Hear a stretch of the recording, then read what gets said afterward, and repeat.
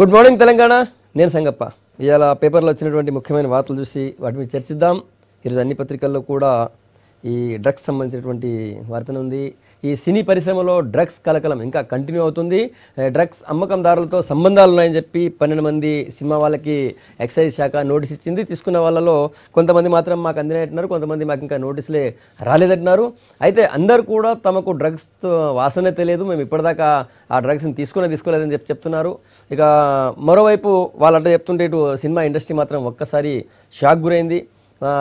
ప్రతిసారి సినిమా ఇండస్ట్రీలో ఒకరో ఇద్దరో దీనికి అలవాటు ఉంటుంది, దీన్ని తీసుకుంటే మిగతా మొత్తం ఇండస్ట్రీ మీద బద్నాం అవుతుందని చెప్పి వాళ్ళు మొన్న అన్నారు, నిన్న కూడా అన్నారు.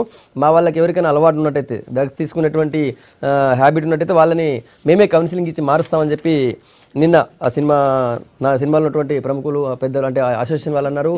ఇంకా ఇంకో దాని కంటిన్యూషన్ విషయం చూసినట్టయితే ఈ డ్రగ్స్ మాఫియాతో ఎంతమందికి ఎలాంటి వాళ్ళకి పెద్దలకు కూడా సంబంధం ఉంటే ఎవరిని వదలమని చెప్పి నిన్న ఎక్సైజ్ అధికారి అకున్ సబర్వాల్ చెప్పినారు. హైదరాబాద్లో డ్రగ్స్ ఊసే ఉంటుందని చెప్పి సీఎం మాకు ఆదేశం ఇచ్చారు, పూర్తి స్వేచ్ఛ ఇచ్చారు ఈ ఇన్వెస్టిగేషన్ అని చెప్పి అకున్ సబర్వాల్ చెప్పారు. అయితే ఆయన ఈరోజు నుంచి లీవ్లో పోతున్నారు. ఆయన లీవ్కి ప్రభుత్వ ఒత్తిడి, రాజకీయాల్లో అంటే ప్రభుత్వంలో ఉన్నటువంటి పెద్దల ఒత్తిడి కారణం చెప్పి ప్రతిపక్షాలు ఆరోపిస్తున్నాయి. ఆ వార్త కూడా ఒకటి దాని కంటిన్యూషన్లో ఉంది. ఇంకా వేరే వార్తలు చూసినట్టయితే డిఫెన్స్ హబ్గా హైదరాబాద్ కొనసాగుతుందని చెప్పి నిన్న మంత్రి కేటీఆర్ అన్నారు. ఇండియన్ ఎయిర్ ఫోర్స్ ఇండస్ట్రీ సెమినార్లో పాల్గొన్నటువంటి కేటీఆర్ రక్షణ రంగానికి హైదరాబాద్తో ఉన్నటువంటి సంబంధాన్ని ఆయన గుర్తు చేశారు. మన దేశంతో పాటు ఎన్నో దేశాలకు సరఫరా అవుతున్నటువంటి ఆయుధాలన్నీ కూడా ఇక్కడ హైదరాబాద్లోనే తయారు కావడం చాలా గర్వంగా ఉందని చెప్పి నిన్న కేటీఆర్ అన్నారు. ఆ వార్త కూడా ఒకటి ప్రధానంగా ఉంది. ఇంకో వార్త చూసినట్టయితే ఈ మహబాద్ జిల్లా కలెక్టర్తో మహబాద్ ఎమ్మెల్యే దురుసుగా ప్రవర్తించినటువంటి వ్యవహారం పైన నిన్న ఐఏఎస్లందరూ కూడా ఐఏఎస్ల సంఘం మొత్తం నిన్న భేటీ అయింది. వాళ్ళందరూ కూడా నిన్న సిఎస్ని కలిసి ఇట్లాంటి సంఘటనలు పునరావృతం కాకుండా చూడాలని చెప్పి తర్వాత మహబాద్ ఇష్యూ పైన ఒక మహిళా ఐపీఎస్ అధికారితో విచారణ జరిపించాలని చెప్పి వాళ్ళు కోరినారు. ఆ వార్త కూడా ఒకటి ప్రధానంగానే ఉంది. ఇంకో వార్త చూసినట్టయితే ప్రజల విశ్వాసాన్ని గెలుచుకోవడంలో మన ప్రధాని నరేంద్ర మోడీ ప్రపంచంలోనే నంబర్ 1 స్థానంలో ఉన్నారని చెప్పి అంతర్జాతీయ సంస్థ OECD అనేటువంటి ఒక సంస్థ చెప్పింది. విశ్వాసంలో వేరే దేశాల ప్రధానులు అధ్యక్షులతో పోలిస్తే నరేంద్ర మోడీ నంబర్ 1 అని చెప్పి ఆ సంస్థ రిపోర్ట్ ఇచ్చింది. అదొక వార్త కూడా ప్రధానంగా ఉంది. ఇవి ముఖ్యంగా ఉన్నటువంటి వార్తలు. ఇక మనం చర్చకి వెళ్దాం. ముఖ్యంగా హైదరాబాద్లో ఇంతకుముందు డ్రగ్స్ అనగానే అక్కడో ఎక్కడో చాలా తక్కువగా వినిపించేటువంటి పరిస్థితి ఉండేది. డ్రగ్స్ అంటే మనకు సంబంధం లేదు, అదే గోవాకో లేకపోతే పంజాబ్కో మాత్రమే సంబంధం, అది మన దగ్గర ఎప్పుడూ లేదు.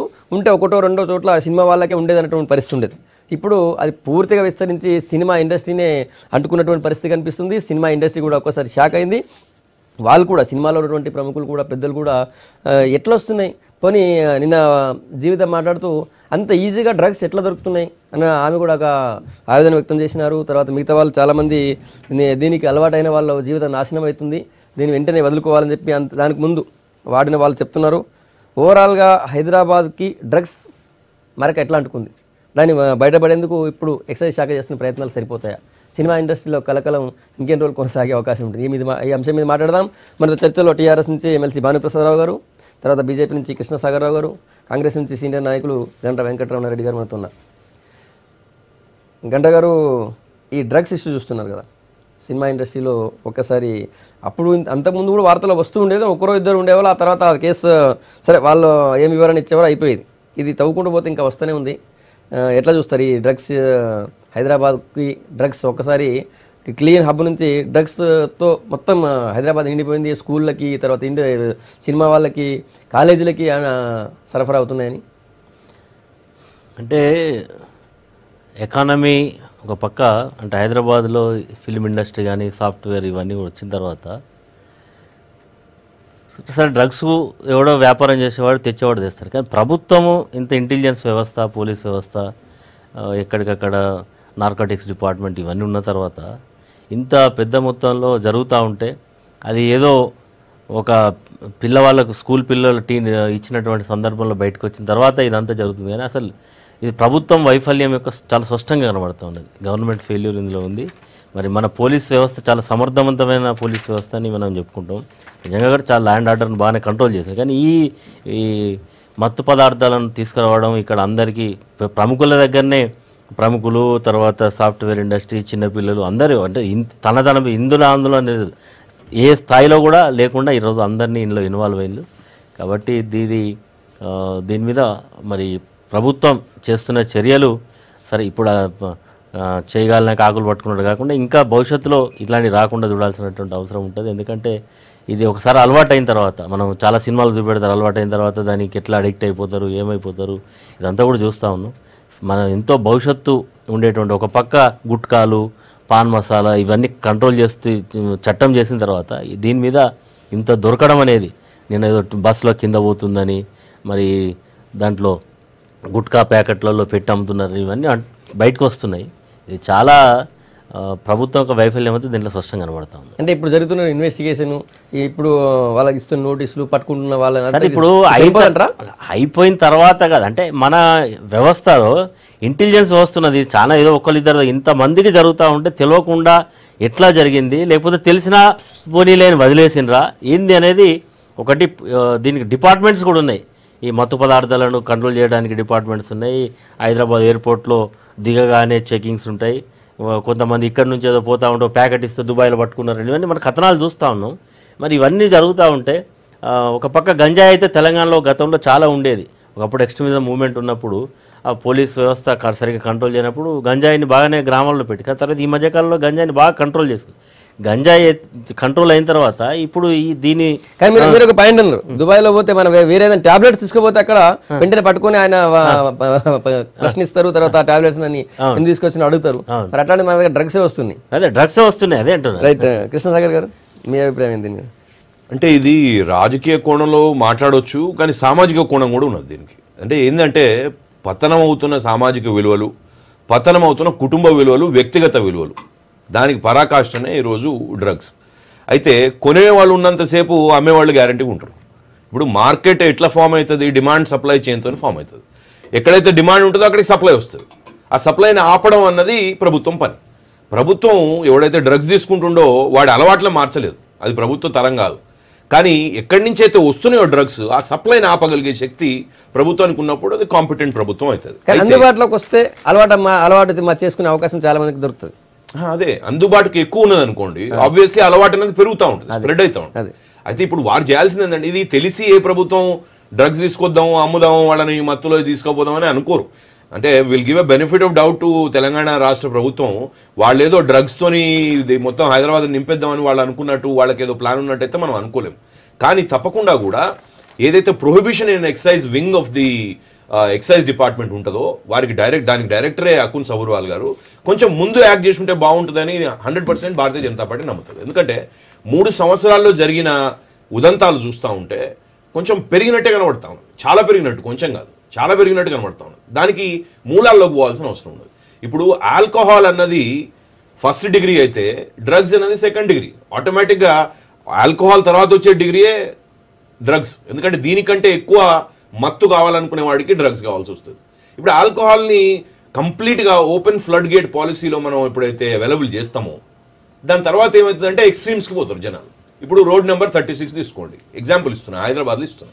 రోడ్ నెంబర్ 36 అనే ఒక స్ట్రీట్లో దగ్గర 16 బార్లు ఉన్నాయి. బార్లు కూడా కావవి, ultra modern small breweries, mini breweries, pubs, bars, restaurants 16 ఒకటే రోడ్డు మీద ఉన్నాయి. మరి అంత విరివిగా ఉండాల్సిన అవసరం ఉన్నది. 100 ఫీట్లకు ఒక బార్ ఎందుకు? అది ఇచ్చిండ్రు, పర్మిషన్ ఇచ్చారు. అది ఎప్పుడు ఇచ్చిండ్రు? కాంగ్రెస్ ప్రభుత్వంలో ఇచ్చిండ్రా, టీఆర్ఎస్ ప్రభుత్వంలో ఇచ్చిండ్రా? అంటే హైదరాబాద్ లో డ్రగ్స్ వేస్తారా, డ్రగ్స్ పైన ఎక్సైజ్ శాఖ చేస్తున్న దాడులు సరిపోవంటారా? సరే, అది మీరు అదో ఇంకో కోణం ఉంది, కరెక్ట్. కాకపోతే లీగల్ గానే వాళ్ళందరికీ పర్మిషన్ ఇచ్చారు, వాళ్ళు చేస్తున్నారు. కానీ డ్రగ్స్ ఇంతకు ముందు లేవా, కేవలం ఇప్పుడే వచ్చినాయా, లేకపోతే ఇప్పుడు చేస్తున్నటువంటి ఈ దాడులు సరిపోవంటున్నారా? అంటే జనరలీ ఐసోట్రోపిక్ నార్కోటిక్ డ్రగ్స్ అనేవి 70s నుంచి ఉన్నాయి, ఎర్లీ 60s నుంచి ఉన్నాయి, వరల్డ్ మొత్తం ఉన్నాయి. అది మన దగ్గర కూడా గోవా లాంటి ప్లేస్లలో ఉంటుండే, కొంచెం చాలా తక్కువ. అయితే మీరు అన్నట్టు ఇప్పుడు సినీతారలు కూడా చేస్తూ ఉన్నారు. అంటే సినీతారలు అప్పుడు కూడా చేస్తూ ఉంటారు, ఇప్పుడు కూడా చేస్తూ ఉన్నారు. కానీ ఇక్కడ సప్లై వీళ్ళ దాకా వచ్చింది. వాళ్ళు అక్కడికి వెళ్ళి తెచ్చుకునేటోళ్ళు ఈ రోజు సప్లై హైదరాబాద్లో దొరుకుతుంది. అది కూడా సంగపారు మీరు అర్థం చేసుకోవాల్సింది. ఇక్కడ డేంజర్ ఎక్కడ వచ్చింది అంటే, సినీతారలో ఒక 10 మందో తీసుకుంటుంటే ఇష్యూ కాదు. ఇక్కడ స్కూళ్ళల్లో అవైలబుల్ ఉన్నది, ఒక 15 స్కూళ్ళల్లో అవైలబుల్ ఉన్నది. సీనియర్ సెకండరీ స్కూల్ పిల్లలు, అంటే మన పిల్లలు వాళ్ళకి అవైలబిలిటీ దొరుకుతా ఉన్నది. అది కూడా స్కూల్ క్యాంపసెస్ బయట క్లబ్లల్లా ఇక్కడ అక్కడ దొరుకుతా ఉన్నది. కానీ చాలా డేంజరస్ విషయం. ఒకటి మేము స్వాగతించేది భారతీయ జనతా పార్టీ ఏంటంటే అట్లీస్ట్ ప్రభుత్వం 3 సంవత్సరాల తర్వాత అయినా లేసి ఒక యాక్షన్ తీసుకుంటా ఉన్నది, దాన్ని వెల్కమ్ చేస్తా ఉన్నాం. అయితే మేమనేది ఏంటి అంటే, సరే అకున్ సబర్వాల్ గారు ఎందుకు 10 రోజుల లీవ్ లో పోయినరు అనేది వారు పర్సనల్ అని వారు చెప్పారు. ప్రభుత్వం వాళ్ళని పంపిస్తా ఉంటే ఆయన మీద ఏమైనా ప్రెషర్ పెట్టుంటే 10 రోజుల్లో పోరు, మొత్తానికి పోతారు. అంటే దానికి బెనిఫిట్ ఆఫ్ డౌట్ ఇవ్వచ్చు. కానీ నేను ఒకటే అడుగుతాను, నేను అనేది ఏంటంటే గాంజా దొరకడం వేరు, LSD కొకెయిన్ దొరకడం అది చాలా డేంజరస్, అది చాలా ప్రమాదకరమైన పరిస్థితి. కేటీఆర్ గారు ఒక యువ నాయకుడు, వారు హ్యాపెనింగ్ హైదరాబాద్ కావాలనుకుంటా ఉన్నారు. ఈ రాష్ట్రంలో హ్యాపెనింగ్ హైదరాబాద్ కావాలంటే దాని తప్పులేదు. కానీ హ్యాపెనింగ్ హైదరాబాద్ ఉడతా హైదరాబాద్ కాకుండా చూసుకోవాల్సిన బాధ్యత కూడా ఒక యువ నాయకుడైన కేటీఆర్ గారికి ఉన్నది. ఎందుకంటే వారికి పిల్లలు ఉన్నారు, నాకు పిల్లలు ఉన్నారు, బాన్ గారికి పిల్లలు ఉన్నారు. మన పిల్లలకి డ్రగ్స్ అవైలబిలిటీ ఒకటే నేను చెప్పను, ఇది ఇంపార్టెంట్. ఎందుకంటే వారు కూడా ఈ రోజు మనం న్యూట్రల్ గానే మాట్లాడుతున్నాం, ఇదేదో ఒకరిని ఒకరు అటాక్ చేసుకున్నట్టు కాదు. ఇక్కడ అండర్ ఏజ్ పిల్లలు, స్కూల్ పిల్లలు కన్సర్ట్స్కి పోతా ఉన్నారు, రాక్ షో కన్సర్ట్స్. ఇప్పుడు గోవాలలో ముంబైలలో జరిగే రాక్ కన్సర్ట్స్ హైదరాబాద్కి వచ్చినాయి. ఎందుకు వచ్చినాయి, ఎట్లు వచ్చినాయి, ఎవరి అవసరాలకు వచ్చినాయి? మరి అట్లీస్ట్ వచ్చినాయి అనుకుందాం, అది మంచి ఏజ్ లో ఉన్న వాళ్ళని పంపేయండి, 21 ఏజ్, ఎందుకంటే ప్రొహిబిటరీ ఆర్డర్స్ ఉన్నాయి కదా. కానీ 16, 17, 14 ఏజ్ పిల్లలు ఇప్పుడు మొత్తం గుంపులుగా స్కూళ్ళకి వెళ్ళి తరలిపోయి 30,000, 40,000 మంది కన్సర్ట్స్ కి పోతా ఉంటే సంగపని నేను అనేది ఏంటంటే, ఆ కన్సర్ట్స్ అన్నవి మార్కెట్లు డ్రగ్లకి అక్కడ విరివిగా దొరుకుడు మొదలు పెడితే పిల్లలు మార్కెట్ కి టచ్ పాయింట్ అదైతే దాని తర్వాత మార్కెట్ వాళ్ళని ఫాలో అవుతుంది సోషల్ మీడియాలో. మాట్లాడండి ఇట్లా ఇప్పుడు ఏంది పరిస్థితి? ఈ డ్రగ్స్ కి సంబంధించినంత వరకు ఇదేదో ఈ 2 సంవత్సరాలలో 3 సంవత్సరాలలో స్టార్ట్ అయినటువంటిది కాదు. హైదరాబాద్లో ఒక ఇంటర్నేషనల్ స్కూల్కి సంబంధించినటువంటి ఒక డైరెక్టర్ గారితో ఈ మధ్యనే వాళ్ళతో కలిసి ఒక మ్యారేజ్కి వెళ్తున్నటువంటి సందర్భంలో కూడా ఆ డైరెక్టర్ గారు కూడా స్పష్టంగా చెప్పడం జరిగింది. దాదాపు ఒక 3-4 సంవత్సరాల కిందట కూడా వాళ్ళ స్కూల్లో మొత్తం అందరు పిల్లల దగ్గర చెక్ చేసినప్పుడు కూడా వాళ్ళ దగ్గర దొరికినాయి అనేటువంటి విషయం కూడా చెప్పడం జరిగింది. వాళ్ళు అప్పటి నుంచి కూడా యాక్షన్ తీసుకుంటున్నారు, వాళ్ళు అప్పటి నుంచి కూడా ఇది తీసుకుంటున్నారు. సో ఇది నేను అనేది ఏంటంటే ఈరోజు ఇక్కడ బేసిక్గా బ్రీడింగ్ సెంటర్స్గా డ్రగ్స్కి బ్రీడింగ్ సెంటర్స్గా ఉన్నటువంటి హుక్కా సెంటర్స్ బేసిక్ బ్రీడింగ్ సెంటర్కి అక్కడి నుంచి స్టార్ట్ అవుతుంది. సో ఆ బ్రీడింగ్ సెంటర్స్ అనేటువంటి, ఆ హుక్కా సెంటర్స్ అనేటువంటి ఈరోజు ఈ 3 సంవత్సరాల నుంచి వచ్చినటువంటివి కాదు.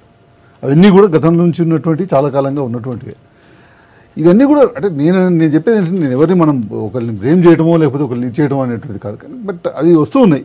కానీ గతంలో ఎప్పుడూ తీసుకున్నటువంటి విధంగా ఈరోజు గుట్కా విషయంలో కానివ్వండి, లేకపోతే అనేక ఈరోజు గుడుంబ విషయం కానివ్వండి, ఈరోజు అదేవిధంగా ఈ డ్రగ్స్ విషయంలో కానీ ఈ ప్రభుత్వం ఒక్కొక్క స్టెప్ వైజ్గా ఫస్ట్ ఇంటర్నల్ సెక్యూరిటీకి సంబంధించినటువంటి విషయంలో ముఖ్యమంత్రి కేసీఆర్ గారు మొదటి నుంచి కూడా చెప్తున్నది ఏంటంటే, ఒక రాష్ట్రం కనుక అభివృద్ధి చెందాలంటే అక్కడ ఉన్నటువంటి లా అండ్ ఆర్డర్ సిచ్యువేషన్ చాలా పకడ్బందీగా ఉన్నప్పుడు మాత్రమే ఆ రాష్ట్రం అభివృద్ధిలోకి పోతుంది అనేటువంటిది మొదటి నుంచి చెప్తున్నట్టు. తెలంగాణ అంటూ కొత్త రాష్ట్రం ఏర్పడిన తర్వాత ఫస్ట్ థింగ్ ఏంటంటే ఇక్కడ లా అండ్ ఆర్డర్ సిచ్యువేషన్ని మొట్టమొదటి నుంచి కూడా ఇక్కడ నుంచి విడిపోయినటువంటి వాళ్ళు చెప్తున్నటువంటిది ఏంటంటే, తెలంగాణ రాష్ట్రం విడిపోగానే ఇక్కడేదో లా అండ్ ఆర్డర్ పరంగా అనేక రకాలైనటువంటి ఇబ్బందులు వస్తాయి, ఈ రకమైనటువంటి ఇబ్బందులు వస్తాయని గతంలో ముఖ్యమంత్రులుగా ఉన్న వాళ్ళు చెప్పారు, మిగిలిన వాళ్ళు చెప్పినటువంటి దాన్ని ఫేస్ చేయడానికి అనేక ఇవి తీసుకుంటూ వాటన్నింటిని కూడా కంట్రోల్ చేసుకుంటూ వచ్చిన తర్వాత ఈరోజు అటు టెర్రరిజంకి సంబంధించినటువంటి అంశాలు కావచ్చు, లేకపోతే ఇంటర్నల్ ఇవి కావచ్చు, వాటన్నింటినీ కూడా ఒక స్టేజ్కి తెచ్చిన తర్వాత ఈరోజు వీటి మీద దృష్టి మొదలు పెట్టారు. ఇంకా నెక్స్ట్ దృష్టి ఏంటిది అనేటువంటి తీసుకున్నప్పుడు షీ టీమ్స్ పెట్టి మహిళల మీద ఇది చేసుకోవటం, అన్ని రంగాల్లో కూడా ఒక్కొక్క స్టెప్ వేసుకుంటూ వచ్చి ఈరోజు దీని మీద ఇక మనం పెట్టాలి, ఉక్కుపాదం పెట్టి వీటిని అణిచివేయాలనేటువంటి నిర్ణయానికి రావడం జరిగింది. వచ్చిన తర్వాత దీన్ని చేయడం. అదేవిధంగా కల్తీకి సంబంధించి ఈ కల్తీలు ఈరోజు జరుగుతున్నటువంటిది కాదు, ఎప్పటి నుంచో జరుగుతున్నటువంటిది. సో వీటిని ఒక్కొక్క సబ్జెక్ట్ను తీసుకుని ఆ సబ్జెక్ట్ మీద పూర్తి స్థాయిలో దృష్టి పెట్టి వాటన్నిటిని కూడా కంట్రోల్ చేసేటువంటి నిర్ణయం ఈ ప్రభుత్వం తీసుకుని, ముఖ్యమంత్రి గారు తీసుకుని ఒక్కొక్క సబ్జెక్ట్ మీద కాన్సన్ట్రేట్ చేస్తూ ముందుకు పోతున్నటువంటి ప్రభుత్వం ఇది. దాంట్లో భాగంగానే ఈరోజు ఇవన్నీ కూడా జరుగుతున్నటువంటిది. ఒక కుల సభల వాళ్ళకి ఎప్పుడైతే ఆ స్థానం ఇచ్చారో మొత్తానికి అర్థమైపోయింది, ప్రజలకు అర్థమైపోయింది ఏ నిర్ణయంతో ఎంత స్ట్రాంగ్గా ఈ గవర్నమెంట్ వెళ్ళుంది అనేటువంటిది. అంతకుముందు ఎవరు కూడా అటువంటి ఆఫీసర్ని తీసుకొచ్చి ఇవ్వలేదు దాన్ని కంట్రోల్ చేయటానికి. అంతకుముందు ఆఫీసర్స్కి ఆ పొజిషన్లో వేసినటువంటి వాళ్ళకి పనిష్మెంట్గా ఉన్నటువంటి ఎక్కడో ఏదో కరప్షన్ కేసులో వచ్చిన వాళ్ళని తీసుకుపోయి ఆ పొజిషన్లో వేయటం, లేకపోతే అట్లా ఉండేటువంటి పరిస్థితి నుంచి ఈరోజు ఒక మంచి సమర్థమైనటువంటి వ్యక్తిని తీసుకొచ్చి అక్కడ తీసుకొచ్చి దానికి కంట్రోలింగ్కి ఇచ్చినటువంటి ప్రభుత్వం ఈ ప్రభుత్వం. సో ఆ విధంగా ఒక్కొక్కటి యాక్ట్ చేసుకుంటూ ముందుకు పోతున్నటువంటి పరిస్థితి. డెఫినెట్గా ఈరోజు కొన్ని లూపోల్స్ ఉన్నటువంటి మాట వాస్తవం, కొన్ని ఇది ఉన్నటువంటి మాట వాస్తవం. కొత్త ఎక్కడి నుంచి వస్తుంది అనేటువంటిది కృష్ణసాగర్ గారు ఇక్కడికి వస్తున్నట్టు కానీ వెంకటరామరెడ్డి గారు కానీ అడిగినటువంటి ఎయిర్పోర్ట్లో నుంచి డ్రగ్స్ వచ్చేది చాలా తక్కువ. ఎయిర్పోర్ట్ ద్వారా మనకి ఇక్కడ నుంచి దుబాయ్ పోతే పట్టుకుంటున్నారు, మరి మనం ఏం చేస్తున్నాం, మనకి ఎట్లా వస్తున్నాయి అంటే ఎయిర్పోర్ట్ నుంచి వచ్చేటువంటి డ్రగ్స్ చాలా తక్కువ. ఎక్కువ డ్రగ్స్ వచ్చేటువంటి షిప్పింగ్ నుంచి వస్తాయి. అందుకే గోవాలో ఎక్కువ దొరుకుతాయి. ఎక్కువ డ్రగ్స్ వచ్చేటువంటి కూడా, అండ్ ఇదంతా కూడా కేంద్ర ప్రభుత్వ కంట్రోల్లో ఉంటుంది. కేంద్ర ప్రభుత్వానికి సంబంధించినటువంటి ఈ దేశంలో ఏ మూలలో ఎక్కడ డ్రగ్స్ వచ్చినా కూడా దానికి సంబంధించినంత వరకు ఇంకా కేంద్ర ప్రభుత్వం ఉక్కుపాదం మోపాల్సినటువంటి అవసరం ఉంది, దాని మీద కంట్రోల్ చేయాల్సినటువంటి అవసరం. అంటే దానికి సంబంధించినటువంటి అంత పెద్ద వ్యవస్థలు ఇప్పుడు కేంద్ర ప్రభుత్వం దగ్గర లేవు.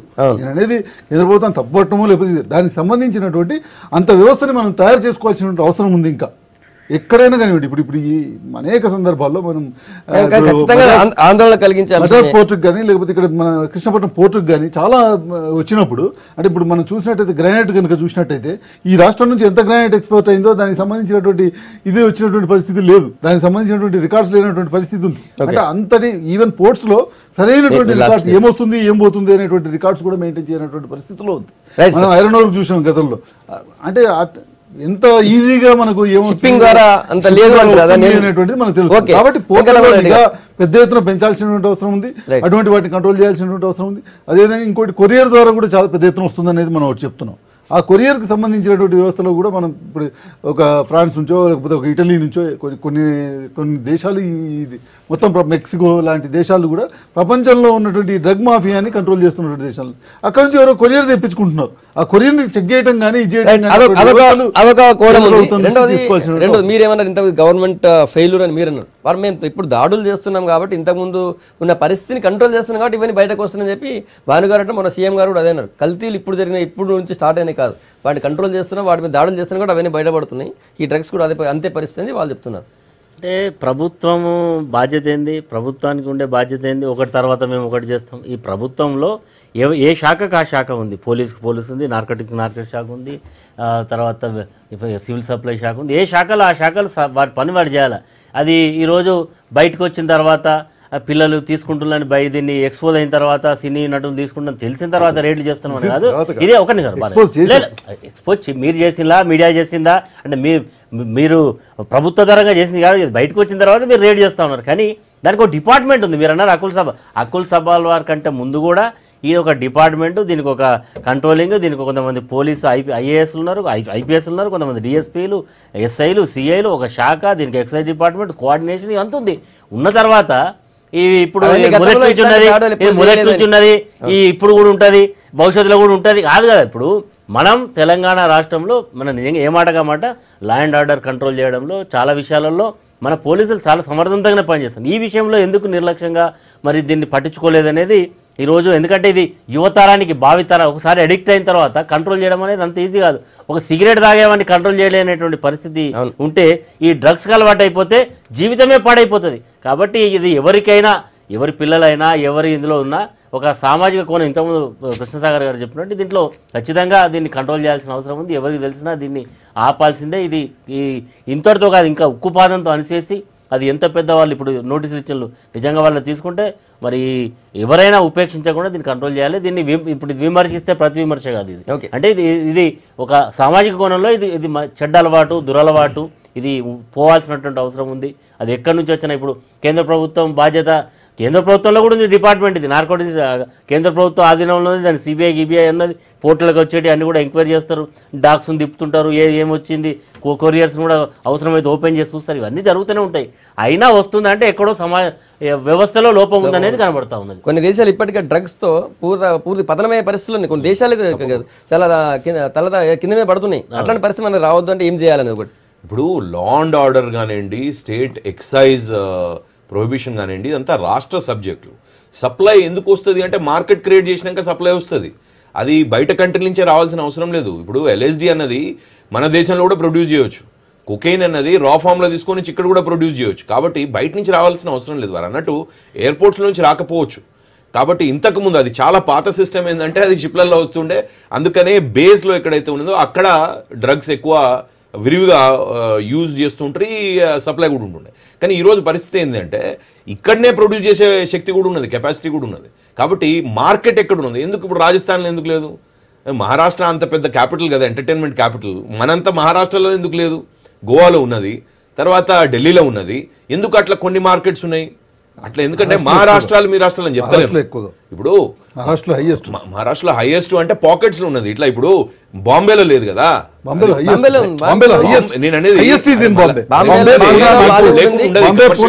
కమర్షియల్ క్యాపిటల్ గా ఉంటది. నేను అంటలేను.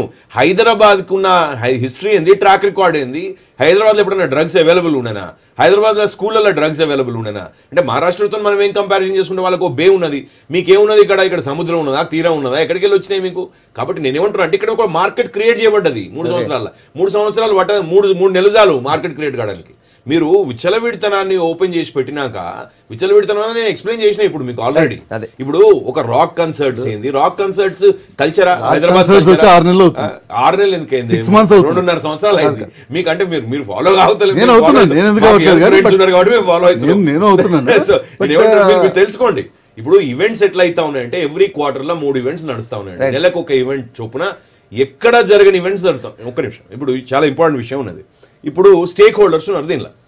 ఇప్పుడు ఎవరెవరు స్టేక్ హోల్డర్స్ దీనిలో? వాళ్ళ బాధ్యత అయితే మనం విస్మరించలేం కదా. ఒకటి, రాష్ట్ర ప్రభుత్వం తప్పకుండా కూడా సప్లైని కట్టుదిట్టం చేయాల్సిన పరిస్థితి ఉన్నది, అది ఒక stake holder. Parents stake holders, schools stake holders, వినియోగదారులు స్టేక్ హోల్డర్సే, ఎన్ఫోర్స్మెంట్ ఏజెన్సీస్ స్టేక్ హోల్డర్సే. ఇప్పుడు వీళ్ళందరి బాధ్యతలు విడిచిపెట్టాల్సిన, అంటే ఎవరికి వాళ్ళు తప్పించుకుంటే కష్టం అది. ఇప్పుడు స్కూల్స్ కూడా అరే మా పేర్లు ఎందుకు బయట పెట్టినంటే మీరు చేస్తున్నారు, మేము అలవైతున్నది అక్కడ, మీ క్యాంపస్లలోకి వస్తున్నారు జనాలు, వాళ్ళు పిల్లలు బయటకు ఉంటా ఉన్నారు. మరి స్కూల్స్ ఇంత పెద్ద ఛార్జీలు తీసుకొని లక్షలు ఎల్కేజీ యూకేజీ నుంచే లక్షలు తీసుకునే స్కూల్స్, మరి వాళ్ళకి బాధ్యతలు అంటే ఎట్లా? అంటే అసలు స్కూల్ అంటే ఏంది? క్యారెక్టర్ బిల్డింగ్ కదా. నువ్వు క్యారెక్టర్ ఏం బిల్డ్ చేస్తున్నావు? వాడు పోయి డ్రగ్స్ తీసుకున్నాక పిల్లలు, నేనేమంటా ఉన్నా, పేరెంట్స్ బిజీ అయిపోయినారు. ఇవాళ రేపు కాంపిటీషన్ ఎట్లుంది తెలుసా సంగప్ప గారు? పేరెంట్సే తాగిపిచ్చి పార్టీలకు పంపించే పరిస్థితికి వచ్చింది. మీరు పరిచయం అవుతారు. ఇక ఒక్కొక్క సొసైటీ మిడిల్ క్లాస్ ప్యాక్ చేసి పంపిస్తున్నారు. మీకు తెలియదు, బియర్ వోడ్కాలు ప్యాకులు చేసి పంపిస్తా ఉన్నారు. బయటకు ఉంటే కాస్ట్ ఎక్కువ అవుతుందని. లేకపోతే వినండి, తాగిపిచ్చి పంపిస్తా ఉన్నారు. వచ్చినాక ఇంట్లో హోస్టింగ్ చేస్తా ఉన్నారు రాత్రి వచ్చి పండుకోవడానికి మొత్తం గ్రూప్స్ ని.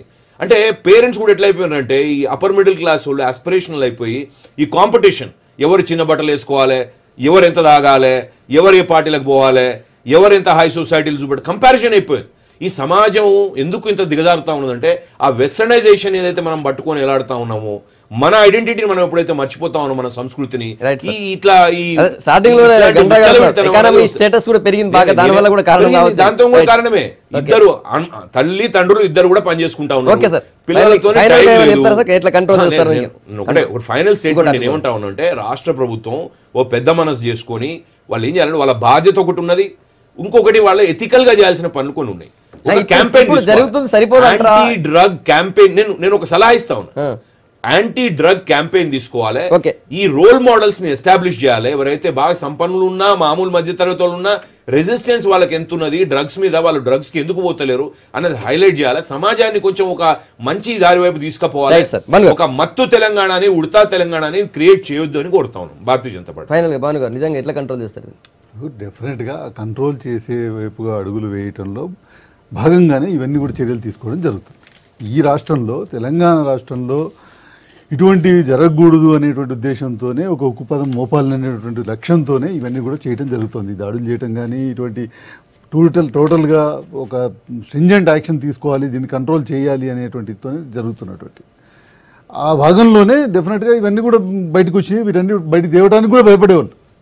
నిజంగా గతంలో చూసుకున్నట్టయితే ఏదైనా డ్రగ్స్ వస్తే కూడా మళ్ళీ వెంటనే ఇది అయ్యేటువంటి ఏదో విధంగా పట్టుకునేవాళ్ళు, మళ్ళీ 4 రోజుల తర్వాత మళ్ళీ వాళ్ళు బయటకు వెళ్ళిపోయేవాళ్ళు, మళ్ళీ ఎటువంటి ఇది లేనటువంటి పరిస్థితి ఉండేది. కాబట్టి దానివల్లనే ఈరోజు ఇవన్నీ కూడా ఈ స్థాయికి ఎదగడం జరిగింది. డెఫినెట్గా ఈరోజు దాన్ని అట్లా కాకుండా స్ట్రింజెంట్ యాక్షన్ తీసుకోవాలి. ఎవరెవరి నుంచి ఎక్కడెక్కడి నుంచి పోతుంది, ఎక్కడికి ఇంత డీటెయిల్గా ఎవరెవరు యూజ్ చేస్తున్నారు, ఎవరెవరు ఇది చేస్తున్నారు ఇంతకుముందు ఎప్పుడు కూడా ఇన్వెస్టిగేషన్ జరిగినటువంటిది లేదు. లేకపోతే దానికి ఆ విధమైనటువంటి ఇది లేదు. స్కూల్స్లో ఎక్కడి నుంచి వస్తున్నది, అసలు ఏ మూలాల్లోకి పోయి ఈరోజు ఇన్వెస్టిగేషన్ చేస్తున్నటువంటి పరిస్థితి ఈరోజు ఈ ప్రభుత్వంలో ఉంది. డెఫినెట్గా నేను ఇప్పుడు కృష్ణసాగర్ గారు చాలా సలహాలు ఇస్తున్నారు, సూచనలు ఇస్తున్నారు. We welcome it. డెఫినెట్గా ఏ సూచనలు ఇచ్చినా, ఏ సలహాలు ఇచ్చినా వెల్కమ్ చేస్తాం. కానీ మళ్ళీ ఇంకోవైపు ఏంటంటే మాది బాధ్యత లేదన్నట్టుగా మాట్లాడుతున్నారు. అది తప్పు. మా బాధ్యత కూడా ఉంది. అది ఇంకోవైపు ఏమో బాధ్యత లేదు, ఇది రాష్ట్రానికి సంబంధించింది, రాష్ట్రం చూసుకోవాలి అనేటువంటి విధంగా మాట్లాడటం అనేటువంటి కేంద్ర ప్రభుత్వ బాధ్యత లేదని నేను కూడా అంటలేను. నేను అనేది ఏంటంటే ఏ ఇష్యూ అయినా కేంద్ర రాష్ట్ర ప్రభుత్వాలు ఇద్దరికీ సమానమైనటువంటి ఇది ఉంటుంది. ఇద్దరు కలిసి పనిచేసినప్పుడు మాత్రమే ఇటువంటివి ఈ దేశంలోకి ఇక్కడ కూడా లోకల్ గా కూడా ప్రొడ్యూస్ చేయగలుగుతున్నారు. లోకల్ గా మీరు విచ్చలవిడితనాన్ని ప్రోత్సహిస్తున్నారా? మేము అసలే ప్రోత్సహించట్లేదు.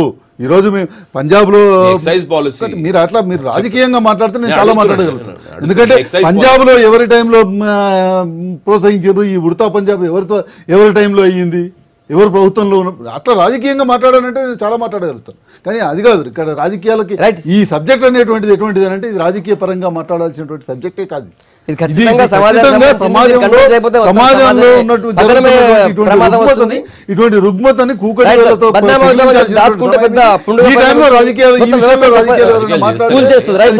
మొన్న మహబాద్ జిల్లా కలెక్టర్తో మహబాద్ ఎమ్మెల్యే దురుసుగా ప్రవర్తించారన్న తర్వాత అది ఇష్యూ ఇంకా కంటిన్యూ అవుతుంది. నిన్న కూడా ఐఏఎస్ ఆఫీసర్లందరూ కూడా వాళ్ళ ఐఏఎస్ అధికారుల సంఘం మీటింగ్ అయింది.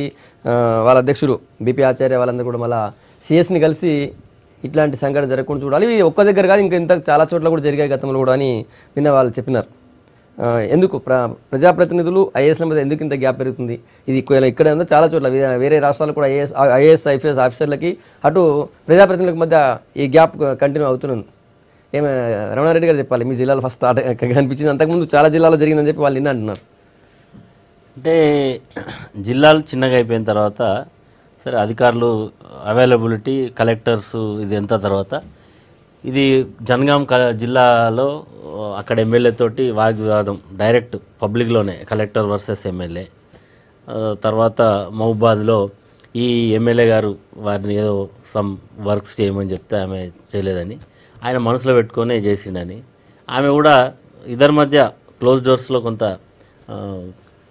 ఇద్దరి మధ్య అభిప్రాయ భేదాలనే అది నిన్న బయటకు వచ్చినాయి. ఇట్లా చాలా దిక్కులో ఎందుకంటే జనరల్గా గవర్నమెంట్లో ఉన్నవాళ్ళు లేకపోతే ప్రజాప్రతినిధులు చేయగలిగినవి కొన్ని రిప్రజెంట్ చేయడం చేయించడం అంతా అవి జరగనప్పుడు అస్థానంతో ఇవన్నీ కూడా జరుగుతున్నాయి.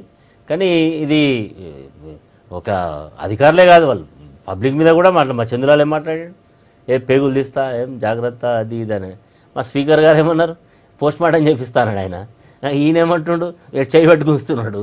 ఇంకో ఆయన ఏ ఖబర్దార్ అంటు. ఇదంటే ఎక్కడో ఒక దగ్గర సరే సీఎం గారు నిన్న ఇండికేషన్ క్షమాపణ చెప్పాలి, అంతేకాకుండా క్షమాపణ చెప్పిస్తున్నారు, మందలించినారు. నిన్న కలవడానికి పోతే మా అపాయింట్మెంట్ కూడా ఇవ్వలేదు. సరే అది కానీ అంటే ఎక్కడో ఇవన్నీ కూడా జరిగేటి వారికి ఇంటెలిజెన్స్ వ్యవస్థ ఉంటుంది, ఇవన్నీ తెలుస్తూ ఉంటుంది. ఎప్పటికప్పుడు దీన్ని నియంత్రించాలి. ఇది ఎందుకంటే అధికారంలో ఉన్న వాళ్ళకు కొద్దిగా ఇది ఉన్న అధికారులు మనం 5 years ఉంటాం, వాళ్ళైతే అధికారులు వీరొకరైతే వాళ్ళు కంటిన్యూగా 30 years సర్వీస్లో ఉంటారు కదా. కాబట్టి ఇద్దరి మధ్య సమన్వయంతో పనులు చేయించాలి. కానీ ఇది మేము గొప్ప అంటే మేము గొప్ప, మాది నడవాలంటే మాది నడవాలి, ఈ రెండు వ్యవస్థలు ప్యారలల్ గా పోతున్నాయి కదా అభివృద్ధి ప్రజాస్వామ్యంలో. అందుకొరకే అంటే ఇది మధ్యలో గ్యాప్ ఉంది కాబట్టి ఇదంతా జరుగుతూ ఉన్నది. ఇది ముఖ్యంగా చాలా సందర్భాల్లో ఈవెన్ పోలీస్ అధికారులకు కూడా నేను చెప్పిందే చేయాలి, అని తీసుకొచ్చి లోపల ఇవన్నీ తీసుకొచ్చి కొట్టు, వాడిని తీసుకొచ్చి కేసు పెట్టు, లేకపోతే ఐఏఎస్ ఆఫీసర్ల మీద ప్రెషర్స్ చేయించడం ఇదంతా కూడా ఈ మధ్యకాలంలో ఎక్కువైపోయింది.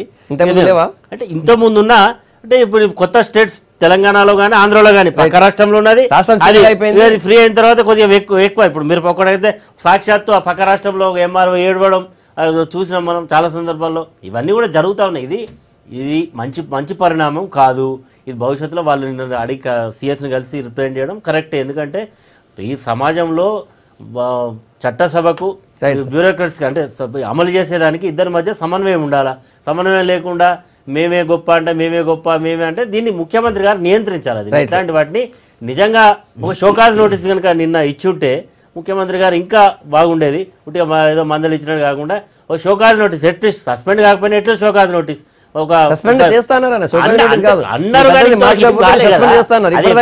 ఒక సీఎం ఒక ఎమ్మెల్యే అంత గట్టిగా సీఎం ఎమ్మెల్యే అయితే మన ఆయన సస్పెండ్ చేస్తానంటున్నా. సస్పెండ్ చేస్తానని అవసరమైతే చేయాల్సి వస్తుంది. కృష్ణసాగర్ గారు మీ అభిప్రాయం ఏంది? సరే, గండ్ర గారు కొంచెం సహృదయంగా సస్పెండ్ ఎందుకు అని అన్నట్టు మాట్లాడుతున్నారు, కానీ సస్పెండ్ చేయాలి, పార్టీ నుంచి తీసేయాలి, ఒక ఎగ్జాంపుల్ సెట్ చేయాలి, లేకపోతే ఎట్లా నడుస్తుంది? ఇప్పుడు ఒక ప్రజాప్రతినిధి అయిన వ్యక్తి అంటే ప్రజలకు అందరికీ సేవ చేయాల్సిన వ్యక్తి, ప్రజలు ఒక నాయకుడిగా ఎన్నుకున్న వ్యక్తి ఎంత ధైర్యం ఉంటే, ఎంత దమ్ము ఉంటే అంత పబ్లిక్గా ఇండీసెంట్ బిహేవియర్ చేస్తాడండి.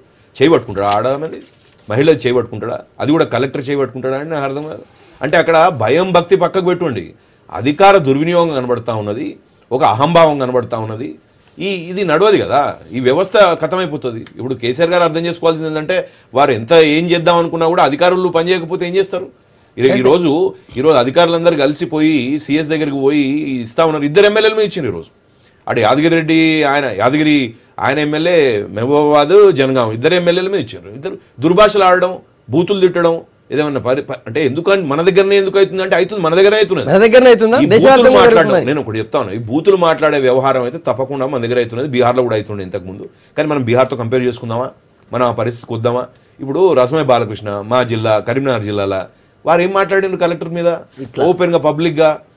తర్వాత మీరు ఇది చూస్తా ఉన్నారు, వీళ్ళని చూస్తా. నేను ఏమంటున్నా అంటే ఇక్కడ ఇష్యూ మహిళా సాధికారత విషయం వస్తుంది, సెక్షువల్ హెరాస్మెంట్ విషయం వస్తుంది, మొలెస్టేషన్ విషయం వస్తుంది. అంటే ఇప్పుడు ఒక మహిళా అధికారులు పనిచేస్తా ఉన్నారంటే స్వతంత్రంగా ఫ్రీగా పనిచేసే మొన్న ఒక ఎగ్జాంపుల్ చెప్తాను. యూపీలో ఒక బీజేపీ కార్యకర్త బండి పట్టుకుంటే ఐపీఎస్ ఆఫీసర్ ట్రాన్స్ఫర్ చేసినారు. అది కరెక్టా? దేశవ్యాప్తంగా చేయాలి. ఇప్పుడు కరెక్ట్ అని నేను అంటే మీరు అనాలి. అది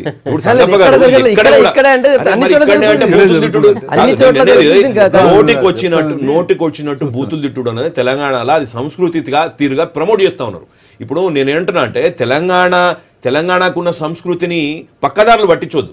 ఇప్పుడు ఇట్లా మాట్లాడితేనే తెలంగాణ సంస్కృతిని కేసీఆర్ గారు చెప్పినాక అరే వెదవలు, అరే సన్నాసులు, సన్నాసులు, సవటలు అన్నాక మరి what example are you setting to your MLAs? ఆయన ఏమని వస్తుంది? ఇప్పుడు ఆయన అంటాడు, ఎవరు ఈయన నాయక్ గారు, అరే మీరు కూడా తిడతారు కదా సార్, కాదు కదా. ఇప్పుడు వారు సెట్ చేయాలి. వారు ఏంటంటే ఇప్పుడు అధికారంలో ఉన్నప్పుడు వేరు, మనం ఉద్యమం ఉన్నప్పుడు వేరు. మీరు అధికారం ఉన్నారు, ఒక ప్రభుత్వం ఉన్నారు, ఒక గౌరవం ఉండాలి, డిగ్నిటీ ఉండాలి, డీసెన్సీ ఉండాలి. ప్రతిపక్ష నాయకుల గురించి మా లక్ష్మణ్ గారిని పట్టుకొని కొత్త పిచ్చగాడు అంటారా అండి? ముఖ్యమంత్రి అంటే మాటనా అండి? అది చెప్తున్నాను. నేను చెప్పేదంటే యథా రాజా తదా ప్రజ, అట్లా ఎమ్మెల్యేలకు మనం రాంగ్ ఎగ్జాంపుల్స్. ఇప్పుడు వారు ఏదో కొన్ని ప్రతిపక్ష నాయకుల మీద ముఖ్యమంత్రి గారు మాట్లాడిన మాటలు చెప్తున్నారు, కానీ ప్రతిపక్ష పార్టీలకు సంబంధించిన నాయకులు ముఖ్యమంత్రి గారి మీద ఏం మాట్లాడినారు? ముఖ్యమంత్రి గారి కుటుంబ సభ్యుల గురించి ఏం మాట్లాడినారు? కుటుంబ సభ్యుల గురించి ఏం మాట్లాడినారు? భారతీయ జనతా పార్టీకి సంబంధించిన నాయకులు కూడా మాట్లాడారు. కుటుంబ సభ్యుల గురించి కూడా అసభ్యంగా మాట్లాడిన రోజులున్నాయి. అప్పుడు గుర్తుకు రాలేదండి ఈ నీతులు. భారతీయ జనతా పార్టీ అనేటువంటిది ఏంటంటే కాంగ్రెస్ గురించి వాళ్ళకు సంబంధించిన చాలా సందర్భాలు, చాలా సార్లు మాట్లాడినటువంటి సందర్భాలు చాలా ఉన్నాయి. అసభ్యంగా మాట్లాడినటువంటి సందర్భాలు చాలా ఉన్నాయి. నోటికి వచ్చినటువంటి మాటలు మాట్లాడినటువంటి కాంగ్రెస్ పార్టీ నాయకుడు జగ్గారెడ్డి ఏం మాట్లాడారో ఒకసారి చూసుకోండి. ఎన్ని సందర్భాల్లో ఏం మాట్లాడారో చూసుకోండి. రాజకీయ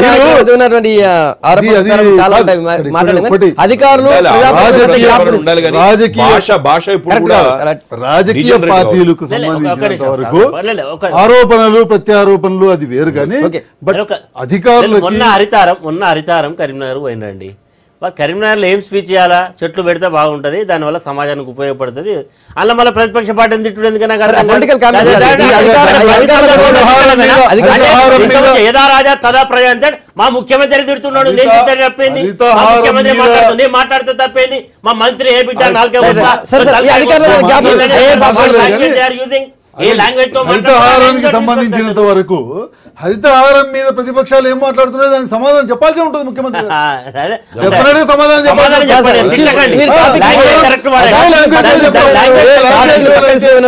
లాంగ్వేజ్ లోనైతే వాళ్ళు మాట్లాడుతున్నారో వాళ్ళకి అర్థమయ్యే లాంగ్వేజ్ లోనే చెప్తాం. రైట్ సార్, ఎమ్మెల్యేలు ఐఏఎస్ ఆఫీసర్లు ఏంటంటే ఎవరైనా కానీ అధికారులను కూడా తిడతాం, అధికారులను హరాజ్ చేస్తాం, మా ఇష్టం వచ్చినట్టు చేస్తాం. చేసుకోండి, నేను అదే వస్తున్నా. అధికారులకు ఇప్పుడు రెండు అంశాలు ఇక్కడ.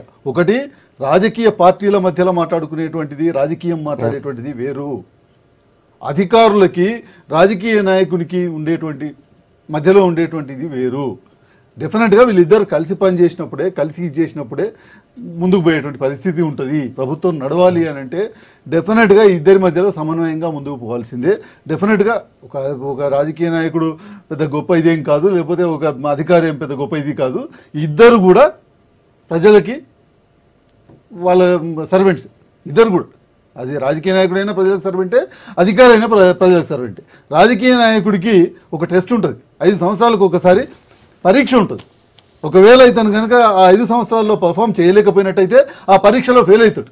కానీ అధికారి ఒక్కసారి నియమించబడ్డ తర్వాత 30 ఏళ్ళు ఉంటాడు, అతనికి ఏ పరీక్ష లేదు, ఎప్పుడు కూడా మళ్ళీ ఏమి ప్రూవ్ చేసుకోవాల్సినటువంటి అవసరం లేదు అనేటువంటి ఉద్దేశంతో ఏ అధికారి అయినా కానీ నేను ఎవరు చెప్పినా వినాల్సినటువంటి అవసరం లేదు, నేను ఎవరికి బాధ్యుని కాదు, నేను ఎవరు ఏ రిప్రజెంటేషన్ ఇచ్చినా దానికి నేను ఇవ్వాల్సినటువంటి అవసరం లేదు అని అధికారి భావించాల్సినటువంటి అవసరం లేదు. ఈ అధికారి ఏదో నా దగ్గర పనిచేస్తున్నాడు, ఈ అధికారి నాకు గులాము అనే విధంగా రాజకీయ నాయకుడు భావించాల్సినటువంటి అవసరం లేదు. కానీ ప్రజల ఇష్యూస్ ఎప్పుడైతే ఒక రాజకీయ నాయకుడు ప్రజల ఇష్యూస్ తీసుకుని ఒక ఐఏఎస్ ఆఫీసర్ దగ్గరికి కానీ, ఒక ఎగ్జిక్యూటివ్ ఇంజనీర్ కానివ్వండి, ఒక ఎస్సీ కానివ్వండి, ఒక సిఈ కానివ్వండి, ఒక ఏ ఆఫీసర్ దగ్గరికి అయినా కానీ మీరు సమర్థించినట్టు ఉండదు.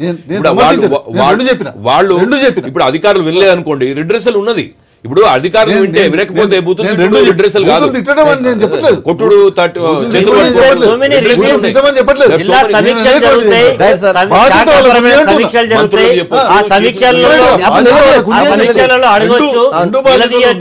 నిలబెట్టి మాట్లాడము, నిలదీయటాన్నో మీరు చేయబట్టి ఇట్లా అనడం, ఏ ఖబర్దార్ నీ సంగతి చెప్తా అని ప్లాట్ఫామ్. ఈ సరళి ఇది ఒక సరళి కాకుండా చూసుకోవాల్సిన చాలా సిన్సియర్ గా చెప్పడం జరిగింది. మా పార్టీ ఇది కూడా చెప్పడం జరిగింది. డెఫినెట్ గా మేము పార్టీలో ఇటువంటి వాళ్ళని ఎవరిని కూడా మేము సమర్థించాము. ఇటువంటి వాళ్ళని థ్యాంక్ యూ భాను గారు, కృష్ణసాగర్ గారు, గంటా వెంకటరమణ రెడ్డి గారు. గుడ్ మార్నింగ్ తెలంగాణ, మీ అభిప్రాయాలు చెప్పినందుకు. ఇది గుడ్ మార్నింగ్ తెలంగాణ. మళ్ళీ రేపు పొద్దుగాల కలుద్దాం. Stay tune.